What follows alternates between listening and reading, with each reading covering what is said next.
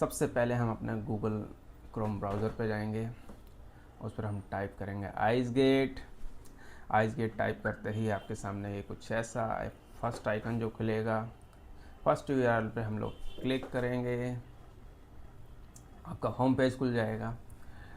Home page खुलते ही आपके पास कुछ ऐसे आइकन्स दिखेंगे, ट्रेड फैसिलिटेशन, इस पर एक एरो दिखेगा राइट साइड में जिसमें हम ड्रैग करेंगे। उसके बाद STCEX टैक्स पेमेंट। इसके बाद खुलेगा आपका SEZ का, जो भी पोर्टल पे जो भी स्टेटस चेक कर सकते हैं SEZ का, इसके बारे में जान सकते हैं। उसके बाद आपके पास आएगा डिजिटल सिग्नेचर एप्लीकेशन, किस हिसाब से काम करती है, क्या है, क्या डाउनलोड करना है, उस हिसाब से हम जानेंगे।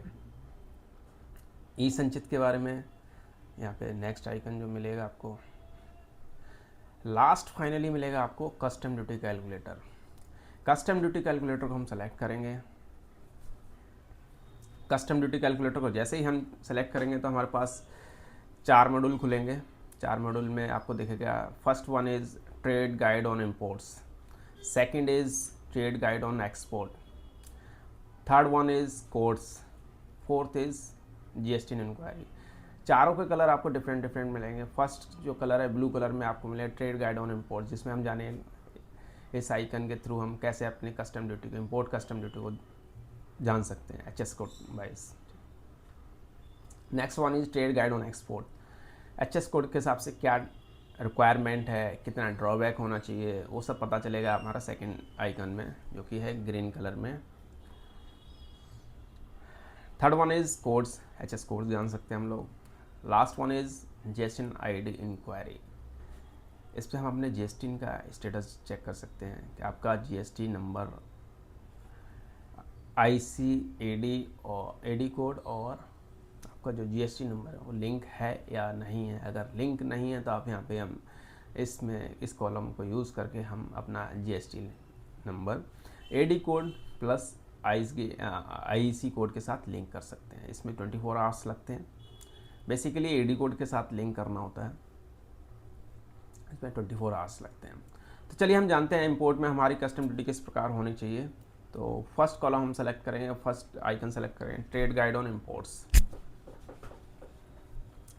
जैसे ही हम अपना ट्रेड गाइड ऑन इम्पोर्ट्स पे क्लिक करेंगे तो हमारे पास कुछ फिल इन द ब्लैंक्स आएंगे, जैसे कि CTH का एक कॉलम आएगा, डिस्क्रिप्शन का एक कॉलम आएगा, लास्ट वन जो आएगा कंट्री ऑफ ओरिजिन सेलेक्ट करने का।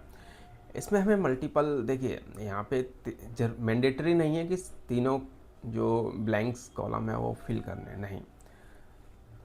सेकंड कॉलम में डिस्क्रिप्शन का, आप CTH के अलावा डिस्क्रिप्शन से भी सर्च कर सकते हैं कि किस प्रकार हम किस डिस्क्रिप्शन में, मतलब किस आइटम पर कितना ड्यूटी है, वो आइटम कहाँ से आ रहा है, या उसका जो मेड कंट्री ऑफ ओरिजिन क्या है, किस कंट्री में बना है, वो कंट्री ऑफ ओरिजिन भी सिलेक्ट कर सकते हैं।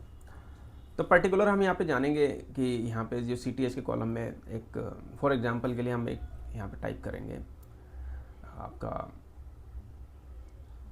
CTH 3926, हमें फर्स्ट 4 डिजिट ही टाइप करने हैं यहाँ पे।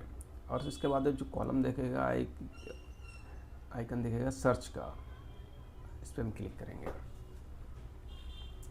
सर्च जैसे ही हमने किया वैसे ही हमारे पास मल्टीपल CTH खुल गए हैं। अब मल्टीपल CTH में हमें किस CTH में देखना है, किस HSN में देखना है कि हम कितना कस्टम ड्यूटी है, उसका स्लैब क्या है, अब स्क्रॉल करेंगे।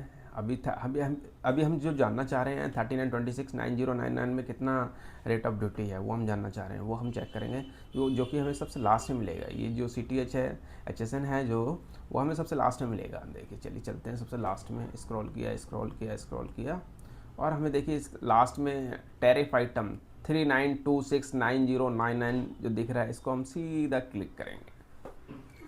क्लिक करते ही हमारे पास इंटरफेस खुल गया है, एक पूरा स्लैब खुल चुका है। डिस्क्रिप्शन फॉर CTH, उसकी डिस्क्रिप्शन क्या है, देखिए सबसे ऊपर जो आ रहा है, other articles of plastic and articles of other materials of heading 39012 3914 others.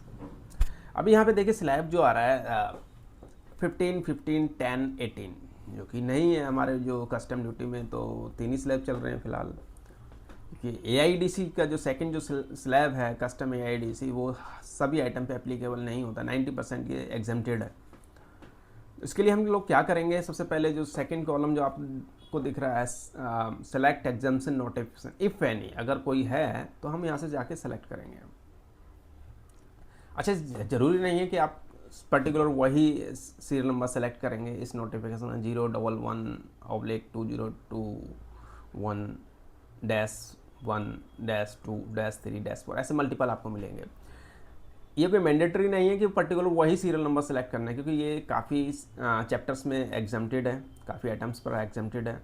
तो हम जो हमें तो जीरो चाहिए, अब जीरो तो हम किसी को भी सिलेक्ट कर सकते हैं। अब देखिए जैसे मैंने फर्स्ट वन ही सिलेक्ट कर लिया, अभी जो रेट ऑफ ड्यूटी इफेक्टिव है वो आपका 0 हो चुका है। अब 0 होते ही देखिए हमारे पास पर्टिकुलर स्लैब आ गया है 15, 10, 18। नीचे आपको मिलेगा टोटल कस्टम ड्यूटी। तो जिस एग्रीगेट रेट ऑफ ड्यूटी जो है उसका 37.47 है। अभी रेट ऑफ ड्यूटी इफेक्टिव में देखिए सबसे लास्ट में देखिए 37.47। अच्छा, यहाँ पे एक नोटिफिकेशन सीरियल नंबर के नीचे आप सबसे लास्ट में देखेंगे एंटर योर एसेसेबल वैल्यू लिखा हुआ है।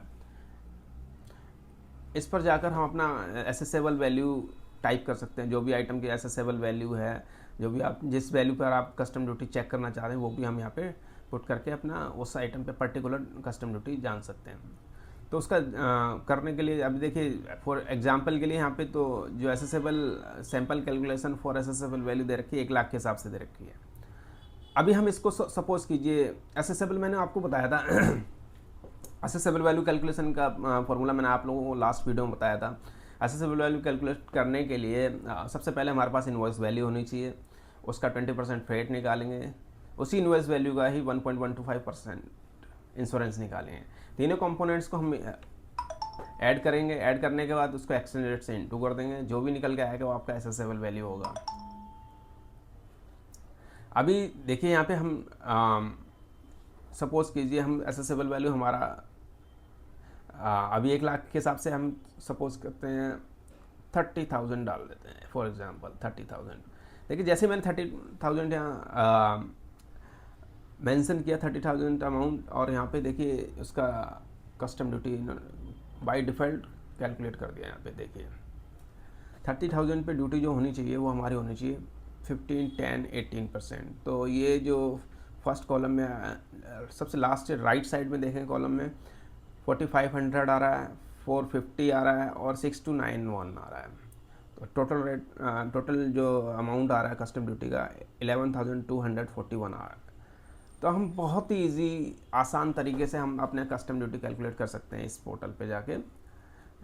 अभी भाई हमारे इंपोर्टर भाई लोग और एक्सपोर्टर लोग इस चीज़ को लेकर परेशान रहते हैं कि हम कैसे अपना कस्टम ड्यूटी चेक करें, किस हिसाब से हम कितना ड्यूटी होना चाहिए।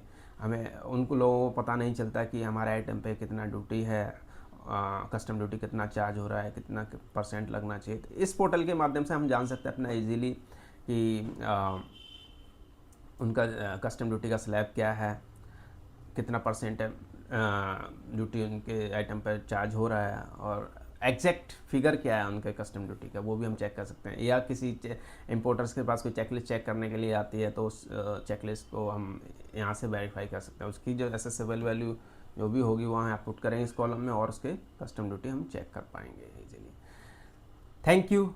आज के लिए हमने जाना कि कस्टम ड्यूटी किस प्रकार से चेक करते हैं, और इस पोर्टल के थ्रू, आइसगेट पोर्टल के थ्रू, और क्या उनका अमाउंट होना चाहिए। पूरा प्रोसेस मैंने आप लोगों को समझाया। ऐसे ही मैं आप लोगों के नए नए वीडियो लाता रहूँगा। लाइक अभी एक्सपोर्ट के लिए बताऊँगा कि कितना ड्रॉबैक होना चाहिए, किस हिसाब से इसी पोर्टल के माध्यम से हम जानेंगे एक्सपोर्ट में कि किस हिसाब से ड्रॉबैक देखते हैं, किस आइटम पे HSN पे कितना ड्रॉबैक है। तो ये भी हम धीरे धीरे जानेंगे। इसी फर्दर जो वीडियो लाने वाला हूँ मैं एक्सपोर्ट को लेके ये वीडियो बनाऊँगा। आप लोगों का सपोर्ट चाहिए, और आप लाइक कीजिए, सब्सक्राइब कीजिए। लाता रहूँ आपके लिए नए नए वीडियो इसी प्रकार से, और इजीली आप लोग जानिए किस आप आइस गेट के थ्रू कितना आपका कस्टम ड्यूटी चार्ज होना चाहिए। लाइक कीजिए, सब्सक्राइब कीजिए। Thank you so much.